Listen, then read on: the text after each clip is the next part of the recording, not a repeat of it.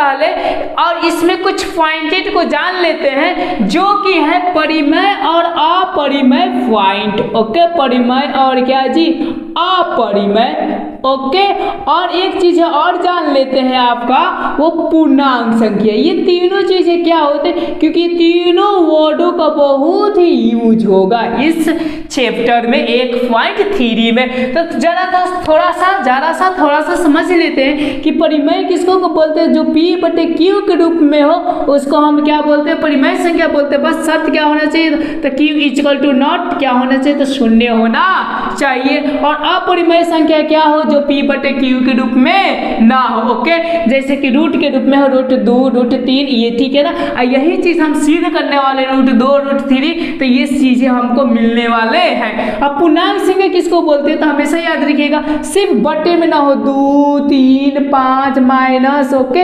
इतने चीज हो। लेकिन यदि बटे में आ जाएंगे 2/4, तो ये चूंकि आपके क्या है, तो पूर्णांक संख्या नहीं है। इस कंसेप्ट का आप लोग हमेशा क्या कीजिएगा, याद रखिएगा। तो मेरे ख्याल से आपने परिमेय अपरिमेय पूर्णांक के बारे में समझ गए। तो चलिए अब हम क्या करते हैं, तो क्वेश्चन को सॉल्व करते हैं। तो पहला हमारा क्वेश्चन है कि सिद्ध कीजिए √5 एक अपरिमेय संख्या है। चलिए अब मैं क्या करता हूं, तो एक नंबर हम प्रश्न को देख रहे हैं, प्रश्नावली 1.3 का। बोल रहे हैं सिद्ध कीजिए कि √5 एक अपरिमेय संख्या है। ये याद रखिएगा, बोर्ड मॉडल क्वेश्चन होता है, ये आता है तो आता है इसमें से एक ना एक नंबर। तो इसको सिद्ध करने का उपाय यही है, इसको उल्टा मान लेते हैं। अगर उल्टा प्रूफ ना हुआ तो इसको कह देते हैं अपरिमेय संख्या है। देखिए कैसे, ओके, यहां से हम क्या करते हैं, सॉल्व करते हैं। ध्यान से देखिए, माना कि √5 एक परिमेय संख्या है, परिमेय संख्या है। ओके, चूंकि जानते हैं कि परिमेय संख्या किसके रूप में होता है, P/Q के रूप में होता है, लिख सकते हैं। इसलिए √5 बराबर P/Q, और यहां से शर्त में लिख सकते हैं कि = नॉट आपका 0। ओके, और जो P एवं Q पूर्णांक संख्या, ओके, जो पूर्णांक संख्या है, ठीक है ना, ये क्या है, अभाज्य है। पूर्णांक संख्या अभाज्य है।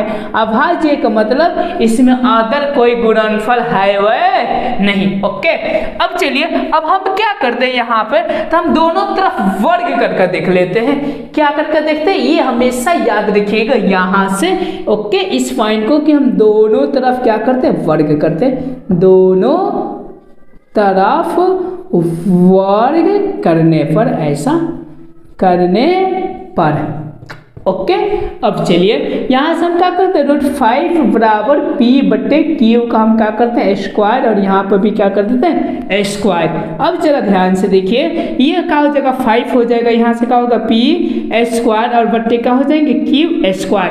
चूंकि जानते हैं कि Q आपका सिंगल नंबर होना चाहिए, ऊपर वालों को जितने भी हो, तो हम यहाँ से इसको हम ऐसा लिख सकते हैं, Q = Q, ऐसा। ओके, तो देखिएगा ये 5 और ऐसा Q लिख सकते हैं, और बराबर क्या, P²/Q।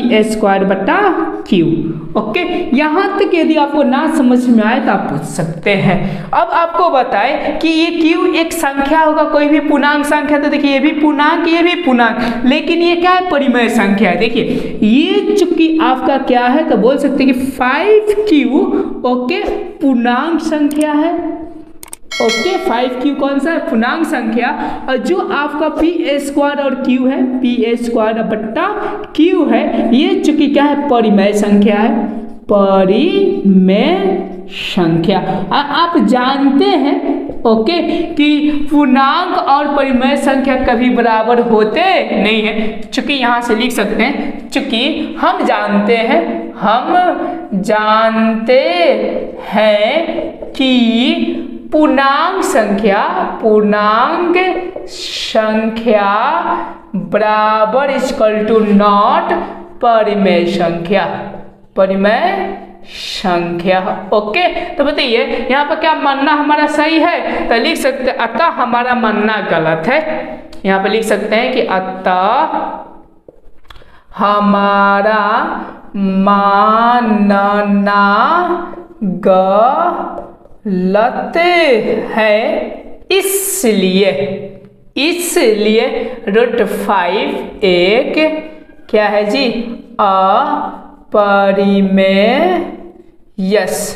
संख्या है। ओके, कोई दिक्कत होगा तो बोलिएगा, यहाँ से आपका लिख सकते हैं प्रूव्ड। देखिए कितनी आसान है, बस आप इसका समझिए कंसेप्ट। पूर्णांक संख्या और क्या परिमेय संख्या कभी बराबर होते नहीं है। तो मेरे ख्याल से आप यहाँ से पूरे का पूरे कंसेप्ट समझ गए। अब चलिए नेक्स्ट हम प्रश्न की ओर हम बढ़ते हैं। 2 नंबर हम सॉल्व करते हैं। 2 नंबर क्या है क्वेश्चन देखते हैं।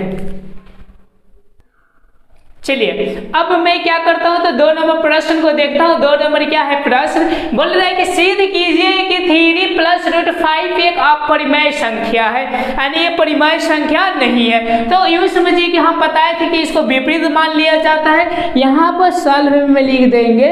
ओके, यहाँ पर लिखेंगे माना कि 3 + √5 एक समझे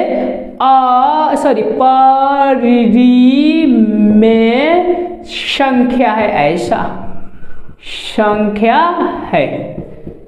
समझ रहे हैं कि एक क्या है ये जी, परिमेय संख्या है। अब चलिए परिमेय संख्या इसलिए 3 + √5। ओके, 3 प्लस क्या है √5 बराबर क्या हो जाएंगे P/Q।